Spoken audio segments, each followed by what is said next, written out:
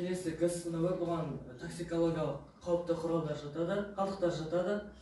Бұның түсті ақ түсті болады. Бұған пайдалануға жатпайтын қалдықтар дәрілік және де диагностикалық дезинфекциялау құралдары жатпайды. Ал пайдалануға жататын заттар бұған мерзім өткен заттар жатады және де аспаптар мен жабдықтар және де құрамында сынап бар заттар жатады. Келесі Д сыныбы бұған радиоактивті қалдықтар жатады. Оның түсі түссіз болады. Оның құрамында Қазақстан Республикасының атом энергиясына пайдалану саласындағы заңнамалармен белгіленген радиоактивті заттар мен қалдықтар жатады. Эмблемасы бар ма? Көрсетші балаларға эмблемасын көтеріп. Эмблема, да? Ортасында дөңгелек, онда эмблема. Дұрыс. Кім толықтырады жауабын? Осы медицин қалдықтармен не істейді? Біз утилизация жасаймыз да, жинаймыз контейнерлерге. Ары қарай мөлдір. Яғни біз осы қалған медициналық қалдықтарды, яғни Д сыныбынан басқа А, В, В, Г сыныптарының қалдықтарын арнайы көліктермен оларды өртеуге жіберіледі. Ал Д сыныбы бұл радиоактивті қалдықтар болғандықтан оларды арнайы зонаға жіберіледі. Адам тұрмайтын. Адам тұрмайтын жерге жіберіледі. Дұрыс. Отыр. Так, келесі сұрағым бұл қабылдау бөлімшедегі машықтану дағдыларын орындауды. Бұл манипуляциялар стандарт бойынша оған жатады. Педикулезге қарсы іс-әрекеттер бөлік бойынша және антропометрияны жүргізу және де науқастарды тасымалдау іс-әрекеттер жатады. Сонымен антропометрия дегеніміз не? Так, Ахмет Айсулу. Антропометрия дегеніміз адамның бойын және дене мүшелерін жеке-жеке өлшеу арқылы адамның дамуын және оның адамның дамуын анықтайды. Дұрыс. Так, антропометрияға не жатады? Антропометрияға адамның денесін бойын өлшеу және салмағын өлшеу және кеудесін өлшеу жатады. Дұрыс. Қайсысын айтып бересің? Бойын өлшеуді көрсетемін. Науқастың бойын өлшеу үшін науқастың бойын өлшеуінің мақсаты ол науқастың физиологиялық дамуын анықтаймын және науқасты қолдану көрсету үшін науқасты алғашқы рет қараймын, динамикалық бақылаймын және оны мен бөлімшеге қабылдаймын науқасты. Және мен осында науқасты бойын өлшемес бұрын қолымды гигиеналық арнайы жуамын және қолыма қолғапты киемін. Бой өлшеуіштің алдына біз күленка төсеміз, ол күленканы мен арасын 15 минут сайын оны арнайы дезинфекциялық ерітіндіде сүртіп аламын. Және мен бой өлшейтін алаңды сүртемін.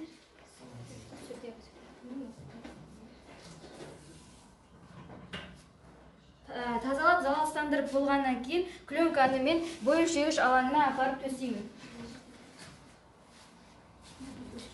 Саламатсыздар, мен сізге дәрігердің айтуы бойынша мен сіздің бойыңызды өлшеймін. Ол үшін сізді бой өлшегішті алаңына қарай аяқ киіміңізді шешіп тұруыңызды сұраймын. Мен бой өлшегіш планкасын науқастың бойынан үлкенірек жоғары қарай көтеремін. Сізді бой өлшегіш алаңына тұруыңызды сұраймын. Бой өлшегіш планкасын төмен қарай басына дейін түсіремін.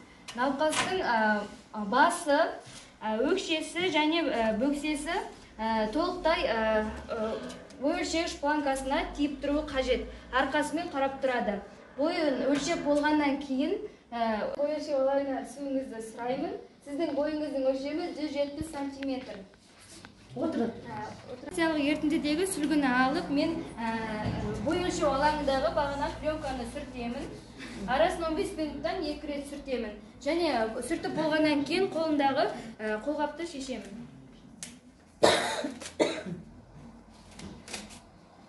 Қолымды залалсыздандыру арқылы қолымды жуамын, санитарлық жуудан өткіземін. Стационарлық науқастың медициналық картасына науқастың бой өлшемін жазамын.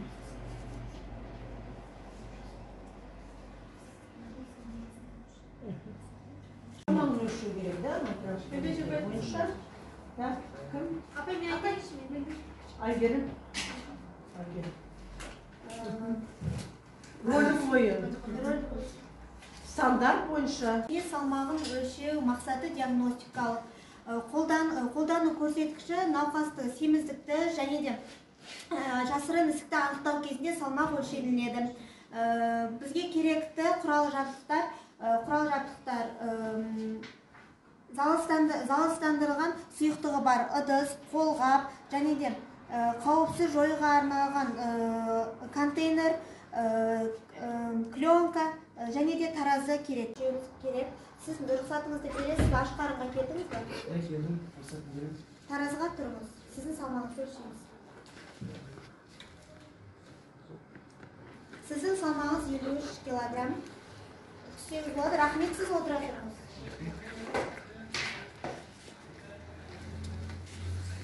Зарарсыздандырылған шүберекпен пленканы сүртеміз және де оны салып алдын алып қоямыз. Бізді қауіпсіз жоюға арналған контейнерге тастаймыз.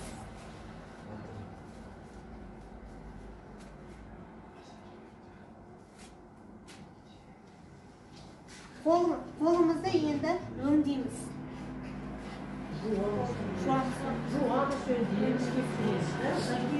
Енді науқастың алынған салмақ нәтижесін журналға енгіземіз. Журналға емес қандай? Стационарлық науқастың медициналық картасына енгіземіз. Жазасы. Салмақсыз бажарқын, біз сіздің дәрігерлердің нұсқауы бойынша кеудеңіздің өлшемін өлшеуіміз қажет. Оны не себептен өлшейсіз? Себебі біз сіздің кеудеңіздің физиологиялық дамуын, өсуін, оның өзгерісін бақылауымыз қажет. Мен сіздің қазір кеудеңізді өлшеймін. Көтерім.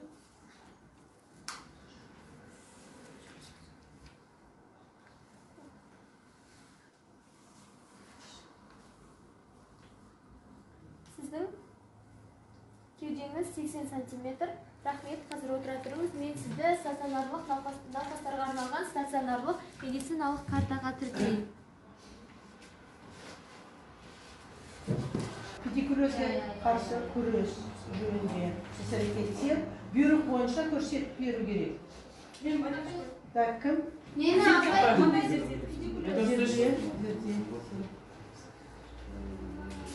Тазарту. Оның мақсаты аурухана-ішілік жұқпалы аурулардың алдын алу, сонымен қатар шаш денелеріндегі беттерді, сіркелерді жуу болып саналады. Біз санитарлық тазартуды тері аурумен ауыратын адамдарға және де 5 жасқа дейінгі балаларға, сонымен қатар жүкті әйелдерге, бала емізетін аналарға жасауға тыйым салынады. Бізге керекті құрал жабдықтар: астауша, сүлгі және де салфетка, ақ халат, сонымен қатар алжапқыш, орамал, басқа жабатын пленкалық бас орамал болып табылады. Және де педилин, шампунь, 6% сірке суының қышқылының ерітіндісі, және де бізге керек тісі жиі тарақтар. Сонымен қатар бізге арнайы мусор салатын контейнерлер керек болады. Және сонымен қатар бізге ол науқастың өзінің медициналық кітапшасы және де формула 060U, сонымен қатар 060U және 060U, сонымен қатар 058U формуласы бізге керек болады. Біз бірінші науқасты кигіземіз. Науқас бірінші киіп алады, бірінші осы алжапқышты өзіміз киеміз.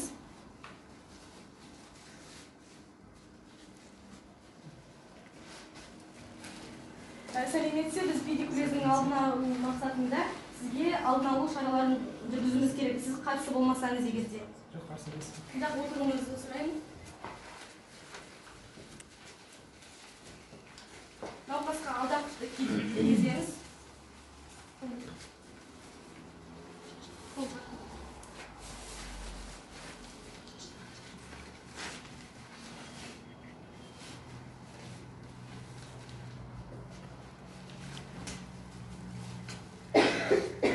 Және де оған осы орамалды жабамыз.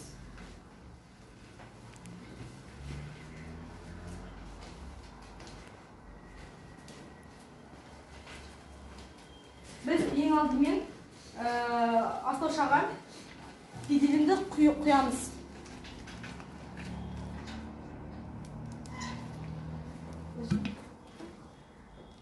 Педелінді құямыз.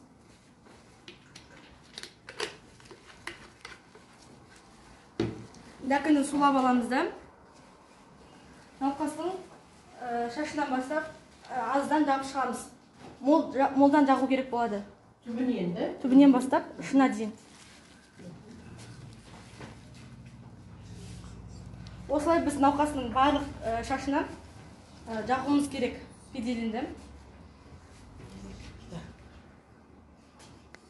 Бұл бит табылса, біріншіден манипуляцияның алдында қарап шығу керек, да? Иә. Қай жерін? Науқастың самай шашын және де желкесін қарап шығуымыз керек. Бит табылса осы манипуляцияны жүргіземіз. Біз педелімен барлық жағын мысалы істеп болдық. Одан кейін оны 20 минут басын орап қоямыз. Үстіне нені орайсың? Орамалды, да? Үстінен орамалды ораймыз.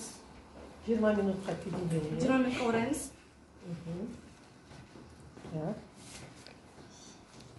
Одан кейін? Одан осы 20 минут болғаннан кейін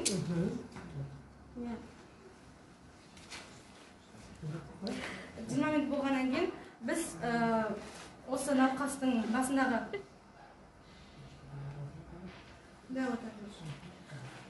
орап қойдық. Одан кейін? Одан 20 минут күтуіміз керек. Одан кейін не істейсің? 20 минуттан кейін бұны аламыз да шампуньмен жуымыз керек.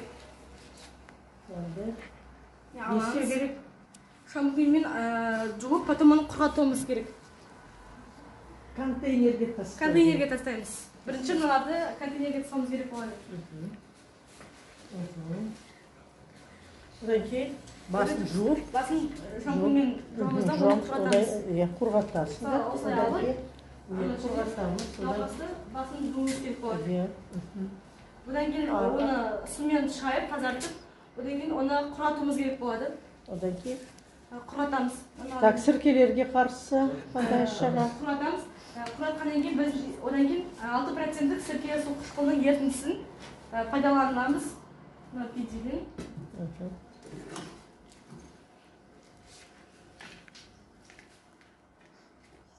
Аз мөлшерде құйып аламыз.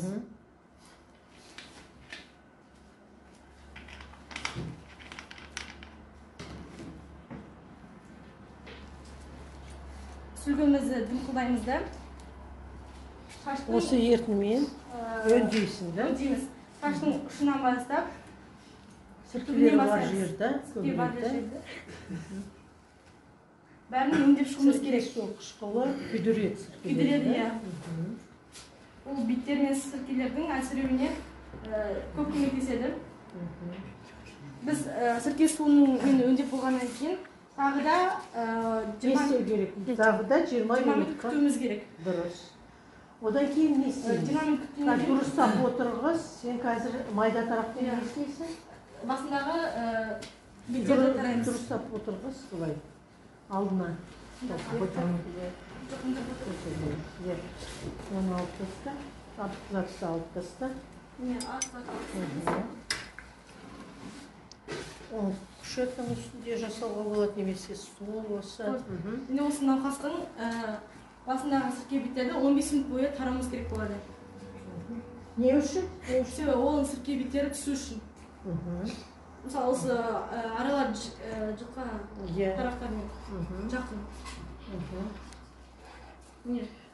Осылай? Дұрыс. Ақырын түсіру керек, да? Одан кейін осыны біз арнайы контейнерге саламыз да өртеу үшін жібереміз. Алып, бұны контейнерге саламыз енді. Биттер өлсе, әлсіз болып немесе вообще өрт қалады, да? Сол біз өртеу үшін оларды контейнерге саламыз. Енді осы пациентті күнде оны тексеріп отыру керек. Егер тағы да битпен сірке табылса, тағы да осы процедураны жасаймыз. Біз егер де ол керек болған жағдайда ғана қыру немесе кесіліп қолданылады. Ер адамдар және кішкентай балаларға шашын алып тастауға болады.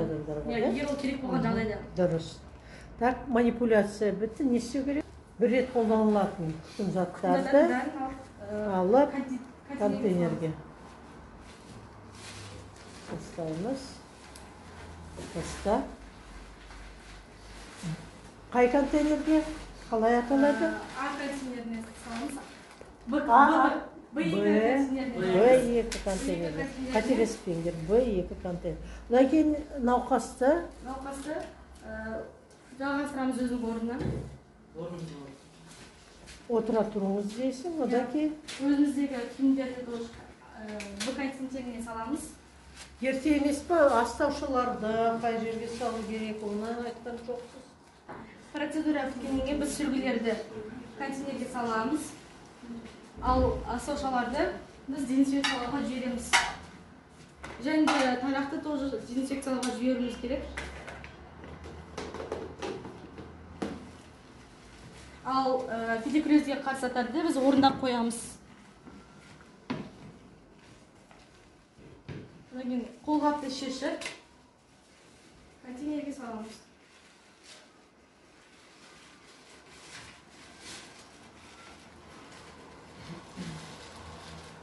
Бір рет қолданылатын зат болса, Бір рет қолданылатын контейнерге салуымыз керек. Б2 контейнерде, да? Екі контейнер. Одан Қолымызды өңдейміз. жуамыз.